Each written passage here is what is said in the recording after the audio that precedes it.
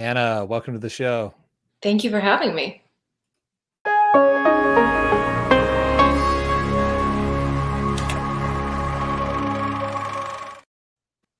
All right, we're talking today about Sheppard's Maiden, which is a short film available on Reveel'd.net. Tell us in your own words about this film and how you came to be involved in it. This was a cool one. This one is about a detective who Mm-hmm. has spent a lot of his career trying to hunt down this serial killer that's a woman. Um, and he gets a new partner. The case has kind of been stale for a long time, and they figured that this killer just kind of went away, but the killings start back up. So the detective, played by Lenny Clark, gets a young up-and-coming detective to work with him, Rachel, who is my character, and it's kind of a two cops having to learn how to work together, and he might be hiding a little something. Yeah, and there's definitely some graphic. I like the description of some of the places and body parts that they found. That it's off. What I love about movies where you do the off-screen gore, where you just put that idea in people's minds, and like it's pretty gritty all the way through. What so your character? Tell me a little bit more about she's a new is she new to her job? Is she like a seasoned detective? I don't know that I mean, she's young, so I think she's Hmm. maybe had a couple years of experience elsewhere, and then has been transferred to this precinct to come work on this case with him. And he is someone who has been, working for decades and decades, so doesn't necessarily want a partner or want someone to help him out with this, much less someone who's newer. Had you played a cop or detective in the past? I think this was my first time with like a really juicy role like this. I think maybe like for like a smaller role, but this was the first time to like really, really dig in. What goes into researching a role like that? Because I imagine part of it is you want to be sort of accurate to the way that a detective would really be. We've all seen detectives on TV and in movies for years and years, but what's sort of your process of developing a character? Well, I know that some of it too is like what's written in the script and what you have to work with. And I know they Hmm. did a great job of really working with people they knew who were actually detectives in order to write it. And then also, so I think then that is half of the work as the actors. Then you're stepping into something that's already truthful, as opposed to like having to work around something that's written in an unrealistic way. Um, and then, yeah, I think it just really becomes, especially in Rachel's case, I think the whole thing that brought her to being a detective in the first place was not being able to protect the child that she was in her past life. Hmm. Um, and so, really kind of working with that and building that need to bring order to chaos and to put right to wrongs. This was shot in the Boston area. Yeah. I think kind of mainly in like Andover was kind Hmm. of the headquarters. We had a police precinct that we shot in, maybe a few towns over, and then the gym that we shot in was maybe like a few towns north in like southern New Hampshire. So quite the production for an indie short film. How did you come to be involved in it? Was it a cold audition, or did you know people involved from the local scene? Yeah, I knew the director. I had worked with him on a web series as an actor, actually. Um, and then, when I saw the auditions, I auditioned. Um, I think there was several series of auditions. Like it was just kind of the initial first one. Um, the second one, Lenny was already cast as the detective. So at one point, it was coming in to read with him and just kind of seeing what kind of chemistry we had. Did we believably feel like two detectives that would be working together? Did we have that kind of push pull energy? You and what I can tell of your career that I was able to research, you're now bouncing back and forth between network television series where obviously they have massive budgets and sort of all the toys and all the resources, and this indie film world. What do you find to be the biggest difference between those two styles of filmmaking? So I think, really it's the budget. And then with the budget, you can hire the people to do things really quickly. Versus I think on an indie budget, it's not that you can't it's not that you can't produce like this incredible level of production. It's just usually you're working with way fewer people, tighter resources, so you kind of have to be more creative. A lot of times you have to go find the perfect location and then shoot around the location, versus a giant studio has the money to just build the set. Yeah. Like And I also being able, I think, to be able to use the entire set, because you get to light above from a grid versus, okay, yes, we got to put a light stand in this corner, so we can't ever show that corner while we shoot. yes, Uh, makes it a lot easier just to like move a wall. I think what's great though is anybody who comes up that indie path is, being an indie filmmaker myself, you're sort of forced to be creative with all of those limitations. Where Yes. once you remove all those limitations, maybe some of that, like some of I can always think back to like examples of like, oh, this only worked because of what we looked at as a disadvantage at the time, ultimately led us to think of a more creative solution story wise. And I think that's always part of the fun of it. You have to look at every challenge as on the acting side of that. I know the technical side and how how difficult is that at you? Because I imagine in the indie world, you're constantly like, this is what was written, this is what's in the script, this is what I showed up and rehearsed and planned. Constantly, you must be throwing new material, or we're changing this on the day. How do you sort of handle that? Does that spontaneity like excite you or terrify you? Well, I mean, I think it's very much the process of what acting is and what I think filmmaking is that you do all the prep work. You spend hours and hours and hours doing the prep work and really, on my end, building the character, on a director's end, really envisioning the story and fine tuning all of the pieces and the moving parts. But then there is this, I think creativity is moving and it's fluid. Mhm. So when you show up on the day, it's being willing to let all of that go and trust that what you need to tell the story is there, and that when you drop into the moment and let go of everything that you've done, that work is still built into you, so you Mhm. can make those spur of the moment decisions from that place. I find to me, the script is always a loose blueprint, and then I don't depend on it, but often the actors who have spent often more times researching the character than I had writing it, or planning the directing. I love the collaboration of improv and people coming up with things on the moment.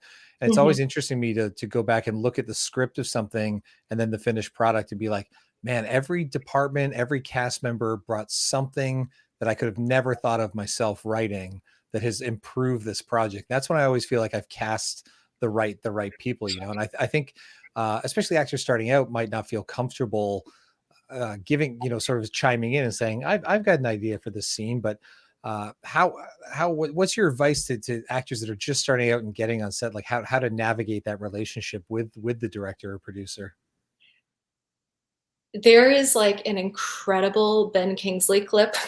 So I'm going to steal what he said because he's a genius. Perfect. Yep. um, he has this amazing clip where this like young actor kind of asks him like, I just want to get on set and I just want to like do it, like fly. And he's like, right. He's like, we're going on a hunt. We're all hunters and we're hunting for the truth of the scene. And your more advanced hunters know how to get there. And you're here to learn and to get, and essentially to lean on them. So I think that's kind of what you do in the beginning, is that you notice those instincts and those impulses as they come up, but you kind of lean on the people around you. Um, and then as you do it several times and you kind of have noticed that those impulses were reflected by people around you, you start to trust them. And it is scary the first times you speak up, you feel like, oh my God, they're going to hate me. But you do, I think it's just a muscle that you build over time. And I think, like I said, at first you really look to the other people who know what they're doing, who have gone on the hunt so many other times, and they know how to find it. And a lot of it is figuring out what your toolkit is, because it's different every single set, like every single story has different ways that you access it and get into it. Every single like location that you shoot in has different things you have to work around, which leads you to different discoveries. Every actor you play with is going to give you something different, which will spark different things that you want to try or you want to play. Um, so yeah, I I think think it's sometimes actors undervalue themselves in that role of collaborators where, a cinematographer, something about, oh, well, they have the camera and they can say, oh, this lens might bring out something better in this scene. But you're right. The idea of like the actor having a toolkit as well of like, I can do something as simple as flip my hair, or if I give a nervous look down to the table and look back up, like it's going to read completely different than the way it's scripted, but maybe that's going to give you more foreshadowing or whatever it is. And I think it's super important for actors to speak up. And I think everybody's job on set is to like, I always tell my crews like day one, like, I want all of your ideas. You're all smarter, more talented than I am. That's why I've hired you. But like, if I shoot it down and say no, like, don't get discouraged. Mhm, Just know that that no means I'm calculating in my head the 50 other things to consider. But when you do give something that's amazing, I'm going to jump up and down and hug you and high five you and like be ecstatic for it. And it's just, I think that's exactly it. Like, you've got to almost throw everything at the wall until, so that you know that you've explored all the options, mhm, and I think it's super crucial for actors to get comfortable with doing that, like right from the get-go. And I know everybody can be a little mousy and just like, I'm just excited to be here and I have this opportunity. But it's like, if you're there and you were cast in the role, they already value you. Your contributions are incredibly welcome. How did you start your acting career? How did you come to find out that you wanted to be an actor, and did you pursue education for it? so I was kind of I guess I thought of myself as like a singer first. Okay. Um, and I happened to go to a high school that had a really intensive theater program. Um, and I was kind of thinking like, oh, musical theater. So my parents convinced me at the time to go audition for just the straight play, being like, Hmm. you won't get cast, but like you need to pay your dues. They just need to be familiar with your face. So go in, get told no on something you don't care about. And then I did get cast and I fell in love with it.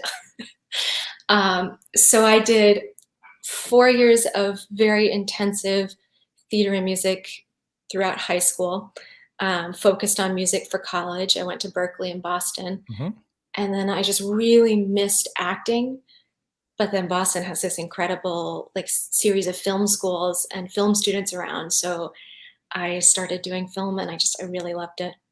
That's awesome. And you can always keep a toe in both waters. There's never, I think some people fear like, oh, if I go into film, then that's shutting this door. It's like, no, you can do, and you see it all the time, people jumping from TV to film to stage. And, I don't think anybody should ever be limited in their pursuits.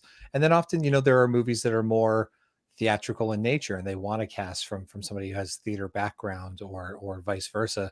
Um, so you went to school. How did you go about finding an agent and kind of taking those professional steps into the industry? Yeah. So honestly, I didn't really know how to access that at the beginning of my career. So I just went on like uh, all of the various like indie film casting sites, so like Hmm. New England Film and Backstage and Actors Access, and just submitted to everything. And for years, I just auditioned for anything that came my way. I worked on anything that came my way just to get that experience. Um, After some time, I I had started, just piecing together a nice reel, gaining credits on my resume, Yeah. and that's when I had found agents and representation in the Boston market at first, and then kind of expand down to New York as I started working on bigger productions. Is that a scary transition to think about taking that big step to because like New York and LA, those are the spots, right? Yeah, well, I mean, I think it's very easy to kind of feel like, oh, like them over there, they must be doing something different. Hmm. Yeah. So I think it can, at least for me, it was more of a mental battle. Like it was more of a like, oh my God, they must be like. Yeah. So for me, it was more just kind of going. And I did workshops there just to kind of, dip my toes in a way that Yep. felt accessible to me. And then you just kind of realize acting is acting. I had my very first time, like I moved to LA 6 years ago or so, but all the terror was out of it because I had been working on and off on smaller projects. But I Mm. do remember distinctly arriving in LA for the first time for a gig that I was hired. It was a pretty cool gig, But I got in the taxi and I see the Hollywood sign out of the taxi window, and I'm driving to my hotel, and this absolute dread fell over me of like imposter syndrome to the maximum of like, they're going to figure out I'm just some kid from Canada. I don't, what the hell am I doing here? Why did they Mhm. hire me? They're going to figure it out real quick. And then day one that it was filming a documentary about a musician, like for a DVD that was going to come out Oh, with her album, like for Universal Music. It was amazing. And day one, MTV came in to interview, and the two camera operators had no idea how to white balance their camera and just do like something. And I was like, can I help? And I ended up taking over and like directing the MTV shoot as well. And they left, and like the artist thanked me, like, thank you so much. I would have looked like garbage. And I was just like, oh, I'm meant to be here. I think you just need that first. And classes are probably an awesome way, classes and the workshops, because then you're like, oh yes, we're all doing exactly the same thing. They just maybe took the jump sooner to move to a major market, you know? yeah, yeah. I think that imposter syndrome, like, rages hard whenever Mhm. you do a new job or step into something new. But I think ultimately, like, that's just it. It is the nature of making a film. It's like you just go in and you're like, I don't know if I'm enough, and But then you well, get there and you just problem solve. part of the job is to say like, can you play this role? And you say yes, and then you figure it out, right? So that there's always a bit of terror in something new. That I've had that where like people go like, hey, can you make a music video? I'm like, yeah, absolutely. Like never made one in the history of my life, but then like now I'm 150 music videos deep in my career, and you look back and you're like, imagine if I said no. Like where Mhm, would I be if I said no? You know. mhm. So what's a character that you never played but you're desperate, the character type that you really want to play that you haven't had the chance to yet? I really want to play a soldier. Like, Okay. I don't know. I feel like it's something physical. Like, I've gotten to do fight scenes in several characters that I've had before, and I love it. There's something about the way it really puts you into your body, and the way you can kind of find the moment through this like extreme physicality. I would love to do a character that like really pushes that to the limits. So there's an action movie in your future, like an Emily Blunt and Edge of Tomorrow or something, where you get to just Or her play. in Sicario, that's like my I mean, yeah. I mean, yeah, I guess if you're gonna take an Emily Blunt action movie, take the Oscar nominated version. Uh, what's next for you? Do you have anything coming up that's about to be released or something you're about to shoot that you're excited Oh, about?